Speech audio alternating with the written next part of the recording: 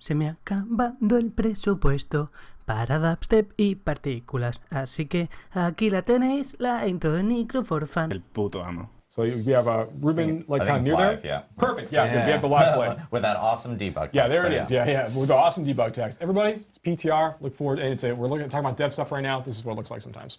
So, okay, so we see here that Ruben's coming here. He's already done the rift before. He's going to go ahead and just open up a tier 1 Artificer's Rift, and just we'll see how this goes. So he's going to spend 1 rune shard to do this. And it's going to open up right here in Karagar. And we're going to go, there's a little bit of a stacking issue there. Yeah, we're going to have that fixed too. Again, sends that feedback, everybody.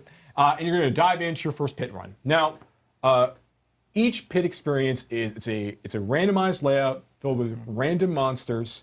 You know, there's no nightmare affixes like what we have in, or like afflictions like we have in Nightmare Dungeons. Instead, the players really like just pushing themselves up as against this timer as fast as they can, trying to complete it. So as you're going through this, you'll see it's very, very similar to a lot of the things that we did in the Abattoir of Zir. Now, we want to make sure that this is a quick, punchy experience as you're playing and you're killing monsters. You're not going to be getting any loot from the drops. Like that stuff's not here to slow you down. You know, it's just about like pushing as hard as you can. Now, a couple of the major differences between what we've done in the Artificer's Pit relative to what we did in the Abattoir of Zir is first, in the Abattoir of Zir, when a player died while going through the experience, they were immediately ejected from the Abattoir of Zir. Like their run was over in the case of death. Here, we want to allow for a little bit more, a few more problems to occur, a few more errors, you know, from the player as they're kind of going through. So that every time you die, what actually ends up happening is you add 30 seconds to your timer. So you're less and less likely to beat the timer, and that's important.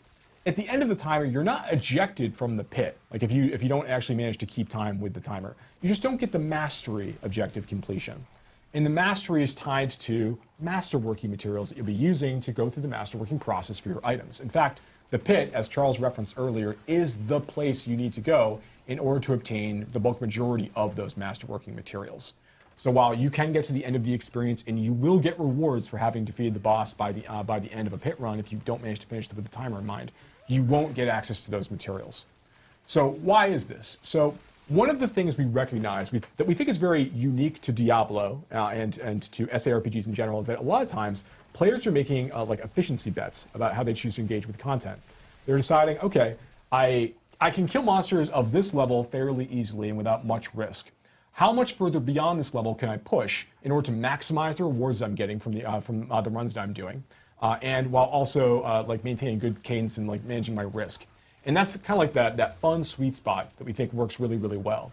You know, AOZ was meant to like tap into a little bit of this, but it was also AOZ was designed to be an extraordinarily challenging piece of content from the get-go. Here, the pit starts in a somewhat more reasonable place. I think we understand that like, you know, tier 45 Nightmare Dungeons are not, you know, the most challenging content in the entirety of the game. It goes up much higher than that.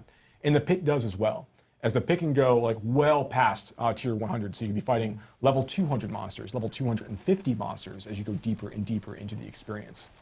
So, okay, it looks like Ruben's making pretty good time going through this. I think we saw earlier that Ruben actually like jumped into a portal to move to a different area. Yep. Yeah, he did. Mm-hmm. Yeah, you can't finish an entire pit run inside like that first area. You kind of are expected to like move on, but you also don't need to kill everything in either of these areas either. There's a good amount of creatures in both spaces. You kind of like make up the time that you need. He's making pretty good time here though. Okay. So the idea is to try and find that level in the pit where you can go pretty efficiently and quickly, but where you're pushing hard so you can get better rewards, right? Right. Okay. So Ruben did a great job, Ruben. So you managed to do it. Okay. Let's not get too excited. All right. So now he's gonna go and he's gonna fight the boss in just a moment. Mm-hmm. Now the second thing that's different about the pit that we you just start to see it a little bit. Yeah. There's different from what we've done in AOZ in the past. Is that occasionally during a pit run, you're going to be confronted by another major boss or villain that you've seen. Like you'll see their echo occasionally appear just for a moment to perform a big attack, big sweeping attack, or that you're going to have to like avoid or deal with while you're dealing with the boss you're already fighting. And this is happening throughout the duration of the pit as well. You know, and as you go deeper, you'll see this occasionally a little more frequently at the same time.